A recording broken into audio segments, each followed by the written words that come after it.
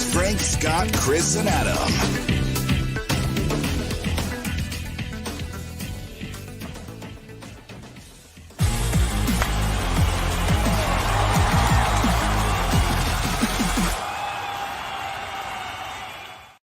To quote the great Scott White right before we started, this is a lot, all at once. He's not kidding. Welcome into another emergency edition of Fantasy Baseball Today, this time on Monday, November 29th.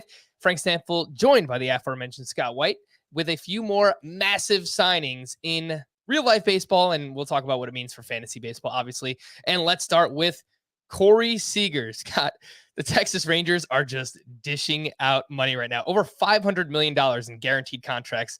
And we're only, a couple of days in. It feels like we're a couple of days in. Corey Seager to the Rangers. 10-year, $325 million deal.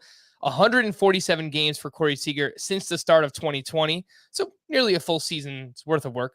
306 batting average, 31 homers, a 926 OPS. That is a pretty damn good player. You know what you're going to get. Strong batting average, makes a ton of contact, modest power, I would say. But even with Marcus Semien and prospects on the way in Josh Young and Sam Huff, you're talking about a fairly significant downgrade in terms of lineup for Corey Seager and a slight downgrade in terms of park for left-handed power as well. So how are you handling this signing of Corey Seager? That's a lot you just gave me right there, Frank. A lot you just gave me. So, the Rangers are throwing a lot of money around this offseason. It kind of makes you wonder why they traded Joey Gallo last year. You think they're okay, they're going through this methodical rebuild. They're not gonna have much use for Joey Gallo at the end of it. It seems like they'd be in a better spot to contend if they still had him. Makes you wonder, what if they still had Lance Lynn? Of course, he needed to sign an extension with the White Sox after that trade to stick with them. But was that a possibility for the Rangers? I don't know. They seem a little confused, and maybe they're thinking Corey Seager and, not really Marcus Semien. Maybe they're thinking more 2 or 3 years from now they'll be ready to contend and obviously still have those guys under contract. So it's a little confusing what the Rangers are trying to do. Let's start with that. Corey Seager. We think Corey Seager's amazing, right? The people who invested in him last year might quibble at that. They might feel like they got burned a bit by Corey Seager. They might look at that 2020 season and when he put up MVP caliber numbers and think it's kind of an outlier. I guess kind of it is. But if you look at his expected stats last year, Corey Seager's 295 batting average, that's 96th percentile. 530 slug, that's 90th percentile. You said modest power for Corey Seager, Frank. I would dispute that. I do think he has the potential to hit 35 plus homers. He impacts the ball hard. He makes a lot of contact, like you said. He doesn't put it on the ground that much. A lot of line drives, which of course is good for batting average. Just a really strong hitter, like an elite hitter profile for Corey Seager. That's, it's obviously been nerfed by injuries last year, and of course the Tommy John surgery and a couple of years before that. But the best is yet to come for him, and I still think that's the case even going to the Rangers. Yes, it appears to be a more pitcher-friendly park than Dodger Stadium. We don't have a ton of data on that yet because it hasn't been open that long. And yes, it's in the pitcher-friendliest division in baseball. So those same factors apply to Corey Seager that applied to Marcus Semien when we did the breakdown for him a couple days ago. But I do think Corey Seager's skill set is more like he's more equipped to withstand the effects of moving to Texas. I would rather seen him back with the Dodgers. Don't get me wrong. This might be enough for me to drop Seager behind like Xander Bogaerts in my rankings, just because we have a clear idea what to expect from Bogaerts. But I still think Corey Seager's ceiling is higher, and I still think he deserves to be drafted like an elite shortstop, all of that. Not the best destination for him, but I don't think, kind of like we were saying for Kevin Gausman, I would have liked to see him go somewhere else, but I don't think this really is a major concern when you're evaluating him for fantasy purposes. I would definitely push back on the 35 plus home runs when it comes to Corey Seager. The only year that we've really seen him be on a pace like that was 2020. And of course, that was a shortened season. He only played 52 of the 60 games then. And he also had an outlier 278 isolated power. So, well, even last year, he had 16 home runs in 95 games. And that's a 25 home pace over. That was when he didn't appear healthy, fresh off the injury. I mean, he had a monstrous September. He had 9 home runs in September. I still think the best is yet to come for Corey Seager, and I think his power ceiling is considerable. I mean, look, if you believe that, then maybe he can get to 35 home runs. I mean, he's dealt with a bunch of injuries. He's only played 56% of his games since the start of 2018 for myriad reasons. So there's a lot that he's had to deal with in the past. I would argue maybe he's better for points leagues at this point, Scott. I mean, we know he's not going to give us any speed, but makes a lot of contact, walks a decent amount, just averaged 3.3 fantasy points per game. That was tied for 5th at the shortstop position. What do you think there? Better for points leagues at this point for Corey Seager? I mean, you could make the argument that anybody who isn't really a base stealer is better in points leagues. I don't know that he'll be drafted earlier among shortstops in points leagues. And for what it's worth, I do think Marcus Semien still going to get drafted ahead of Corey Seager, in part because he impacts the stolen base category, in part because he's also eligible at second base. I do think that's still going to happen, but expectations prior to the signing versus after the signing, I think they deserve to change more for Marcus Semien. All right. I think that's fair. I was quickly pulling up Corey Seager's StatCast page to see what his sprint speed is. Yeah, I talked about how maybe Semien runs a little bit more with the Rangers. They are aggressive on the base paths. Seager's not going to run. I mean, maybe he gives you a handful of steals, but not anything crazy in terms of that category. The early ADP for Corey Seager, 67.8. So we're talking about 12-team leagues. That's a mid-6th round pick. He's going just behind Francisco Lindor, just ahead of Javier Baez. Which sometimes I feel like those NFBC ADP, it's just, I feel like a Corey Seager gets downgraded there because obviously you're trying to beat 100 teams as opposed to just 10. Yeah. So you need those stolen bases from your early round picks. So I don't know. That just seems ridiculous to take Corey Seager after Francisco Lindor, at least for our typical audience. Yeah. I mean, it's the only ADP that we have as of now. Yeah. So it's just a reference point at this point. But yeah, look, we've kind of referenced him being a Freddie Freeman type bat. Maybe that's his ultimate upside. That's the player he looked like in the shortened 2020 season. And Freddie Freeman's a, early 2nd round pick more often than not. So if you think that we have not seen the best of Corey Seager like Scott does, then you should be wanting to draft him at this cost. And, maybe he can reach that ultimate goal once again. And clearly the Rangers think that. They just give him $325 million. I mean, let's just talk about the contract for a second. I understand this is the going rate for elite players. He's 27 years old. He's, turns 28 in April, but I would not want my team to sign any player for 10 years, let alone a shortstop who is probably going to have to move off the position in the next, 3 to 4 years, something like that. So that's just, maybe from a pure baseball perspective. And the people want, what's Carlos Correa going to get paid now? And of course we like Seager more than Correa in fantasy, but Correa is considered like an elite defender as well. Yeah.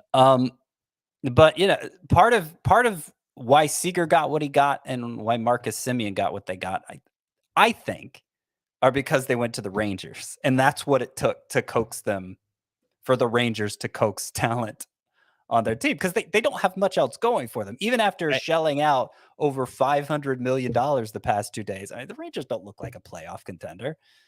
No, they do not. I mean, that lineup is still pretty bad. Again, they're getting better. They have some names that are coming up. I mean, the pitching staff is still abysmal. They do have some pitching prospects that are coming within the next couple of years. But you're right. Maybe in 2 years from now, they're ready to compete. And at that point, Marcus Semien will be, I think, 32 or 33 years old. So 33, 44. Yeah. Yeah. It's kind of head scratching what's going on there. Look, if they want Joey Gallo back, more than happy to give him back from the New York Yankees perspective. What does this mean from the Dodgers perspective, Scott? Trey Turner looks like he will be back to shortstop now. Maybe we finally see Gavin Lux fully unleashed. What are you thinking there with the Dodgers? Yeah, presumably. I mean, I was surprised. I was getting some pushback on Twitter for this, but I was surprised to see this happen with Seager. I kind of feel like the Dodgers, maybe the one organization, maybe also put the Yankees in there, but the Dodgers, especially the one organization that can pretty much do whatever they want. Like they have those kinds of resources. Yeah. So and why would you let Seager go? So, I don't know. Maybe this puts them in play for Carlos Correa, Trevor Story. I don't know. Obviously, they got Trey Turner as a failsafe in case Seager did go, and he's perfectly capable of playing shortstop. He wants to play shortstop. Does this open up a spot for Gavin Lux? I mean, it does seem like they were motivated to get Lux in the lineup down the stretch last year to the point they were playing him in center field, even though it looked like he didn't belong there. So, yeah, maybe they're ready to turn over the job to him. I don't know that I'm particularly eager to draft Gavin Lux in fantasy because though he came back in mid-August, mostly September when he played, actually. So the month of September, let's just start from there. He hit 360 with a 967 OPS. Did Gavin Lux? Obviously, those are good numbers. Yeah, but it's only 17 games. 4 extra base hits in those 17 games. A lot of singles for Gavin Lux. And unless you're just like this amazing contact hitter, I'm not willing to put all my eggs in the batting average basket, that's going to be something to sustain you. And even if that's what you are, you're David Fletcher, you're Nick Madrigal, right? You're not a major contributor in fantasy, even if you are that extreme contact guy who you can bank on a 300 batting average consistently. And it still remains to be seen if Gavin Lux can handle himself against left-handed pitching, something he has not been able to do to this point in his career. So, if that's who he is, then, a contact plus batting average contributor who maybe doesn't play against lefties, it's not that exciting. But once upon a time, he was a top prospect who had plenty of power and speed potential back in his days in the minors. Let's continue in the American League West. Your reigning American League Cy Young Award winner, Robbie Ray, and his tight pants are headed to the Mariners on a 5-year, $115 million deal, $5 million more than what Kevin Gausman got from the Blue Jays. I guarantee you that was by design. 2.84 ERA, 104 whip, 248 strikeouts, over 193 and a third innings pitched for Robbie Ray this past season. And Scott, finally, something to be pretty excited about here. I actually love the park upgrade. I love the division change, considering Robbie Ray has struggled with home runs in the past, even a little bit last year down the stretch, struggled allowing home runs. But like Kevin Gausman, this just comes down to how much you trust in what you saw from Robbie Ray this past season. And Scott, how much do you trust that?